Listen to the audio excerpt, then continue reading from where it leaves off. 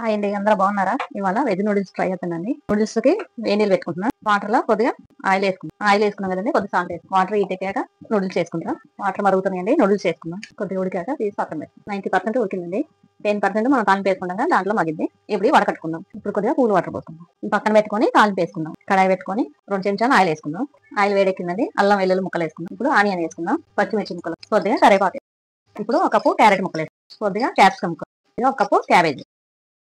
త్వరగా మగ్గడానికి కొద్దిగా సాల్ట్ వేసుకుంటున్నాం. సాల్ట్ వేసుకుంటే త్వరగా మగ్గుతాయి. ఈ మగ్గాక నూడిల్స్ వేసుకుందాం. ఇప్పుడు మగ్గినాయండి, సాస్ వేసుకుందాం. సోయా సాస్ వేస్తున్నాం, chilli sauce, spoon vinegar, 1 spoon tomato ketchup. ఇప్పుడు అన్ని మిక్స్ చేసుకుందాం. హైలో పెట్టుకొని వేయించాలి.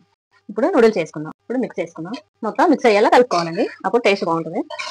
కొద్దిగా మిరియాల పొడి వేసుకుందాం, కొద్దిగా కొత్తిమీర వేసుకుందాం. ఇప్పుడు మొత్తం మిక్స్ చేసుకోవాలి. నేనైతే నిమ్మకాయ పిండట్లేదండి, మీకు ఒకవేళ కావాలంటే మీరు నిమ్మకాయ పిండుకొని ఆప్షన్. మీరు కూడా ట్రై చేసి ఎలా ఉందో కమెంట్ చేయండి.